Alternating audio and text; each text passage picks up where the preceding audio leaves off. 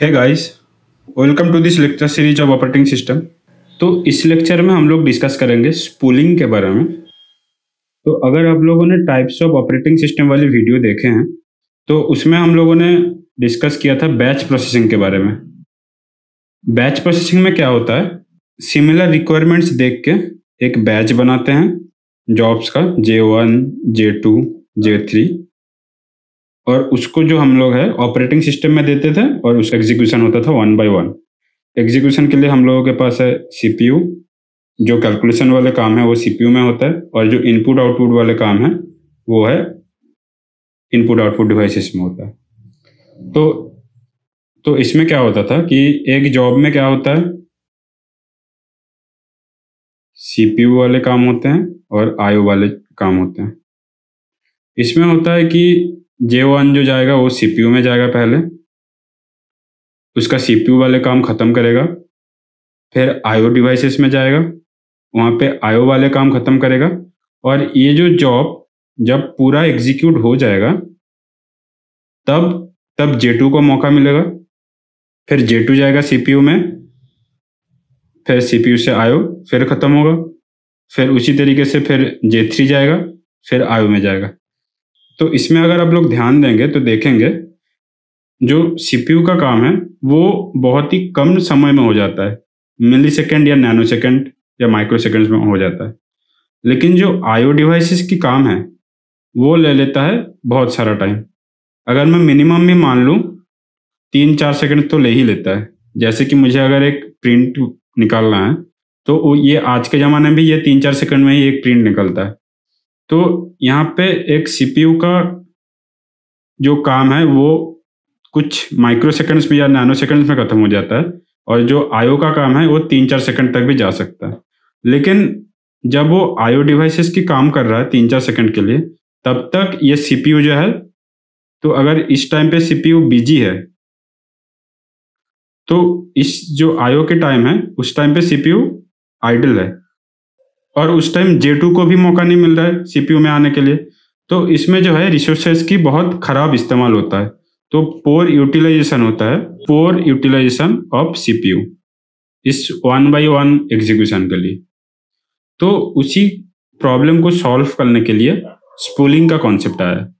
जैसे कि हम लोग ऑलरेडी देख चुके हैं कि ये बैच प्रोसेसिंग में पंच कार्ड में जाके हम लोग प्रोग्राम देते थे और इनपुट डिवाइस में जाता है, फिर यहाँ पे मेन मेमोरी हम लोग प्रोग्राम देते हैं, फिर वो आउटपुट में जाता है, आउटपुट देता है, फिर नया इनपुट आएगा, फिर एग्जीक्यूट होगा, फिर आउटपुट में जाएगा।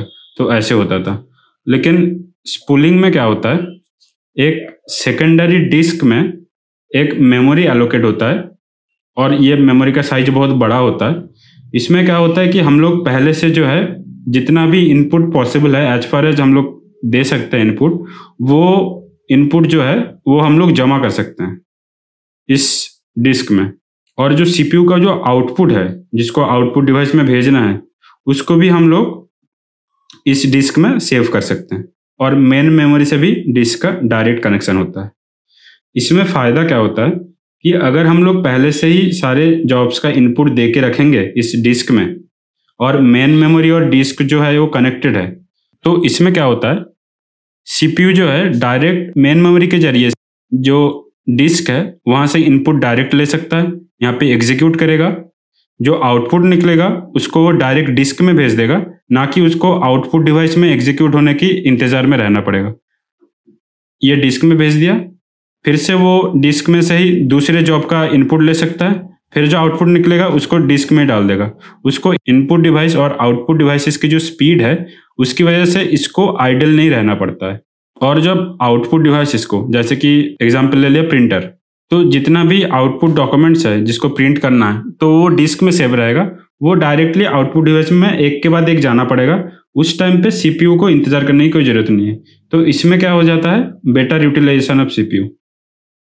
इसीलिए इसको कहते हैं, जो स्पूलिंग है उसका फुल फॉर्म है साइमल्टेनियस पेरिफेरल ऑपरेशन ऑनलाइन।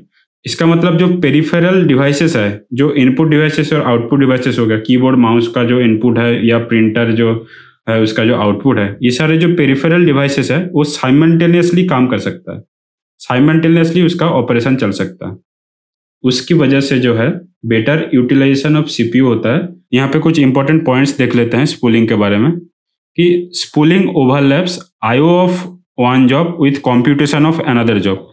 जैसे कि हम लोगों ने देखा, जो इनपुट और आउटपुट है वो किसी दूसरे जॉब का चल रहा है और सीपीयू का जो एग्जीक्यूशन है वो किसी दूसरे जॉब का चल रहा है।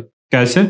क्योंकि मेरे पास पहले ही दूसरे जॉब्स का जो इनपुट है या वो यहाँ पे स्टोर हो चुका है, तो सीपीयू जो है यहाँ से डायरेक्ट इनपुट लेके उसका काम चला सकता है और जो आउटपुट निकलेगा उसका वो डायरेक्ट वो डिस्क में सेव करेगा। उसको इनपुट डिवाइसेस और आउटपुट डिवाइसेस की स्टेट के ऊपर डिपेंड नहीं करना पड़ता है। अगर देखा जाए तो एक जॉब का जब हम लोग इनपुट दे रहे हैं तो सीपीयू डिस्क से दूसरे जॉब का इनपुट लेके अपना एग्जीक्यूशन चला सकता है और जो आउटपुट है वो दूसरे जॉब का आउटपुट लेके तब आउटपुट दे सकता है। ये जो सारी चीजें हैं वो पैरेलली चल सकता है। तो इसीलिए ये बोल रहा है कि साइमल्टेनियस, यहाँ पे स्पूलिंग का जो फुल फॉर्म है ये साइमल्टेनियस है। तो साइमल्टेनियसली बहुत सारे जॉब्स का इनपुट होगा, एग्जीक्यूशन भी होगा और आउटपुट भी होगा। दूसरा पॉइंट है spooling uses secondary memory as a huge buffer, जो कि हम लोगों ने डिस्कस किया कि ये जो डिस्क है ये सेकेंडरी मेमोरी है। और तीसरा है it is used for reading as far as possible on the input devices and for storing output files. ये ऑलरेडी हम लोगों ने डिस्कस किया। So spooler can read input of a job while giving the output of another job. ये भी हम लोगों ने डिस्कस किया। और जो लास्ट पॉइंट है कि spooling keeps both the CPU and input output devices working as much as possible. क्यों? क्योंकि स्पूलिंग की वजह से एक दूसरे के ऊपर जो डिपेंडेंसी है ये बहुत कम हो जाता है। तो इसी वजह से जो तीनों डिवाइसेस है, इनपुट डिवाइस, आउटपुट डिवाइस और जो सीपीयू है, वो अपना अपना इंडिपेंडेंटली काम चला सकता है। तो ये हो गया अपना स्पूलिंग। उम्मीद है कि आप आज कुछ नया सीखे हैं। अगर आपको ये वाला वीडियो अच्छा लगा तो लाइक, शेयर और सब्सक्राइब जरूर कीजिए। मिलते हैं नेक्स्ट वीडियो में।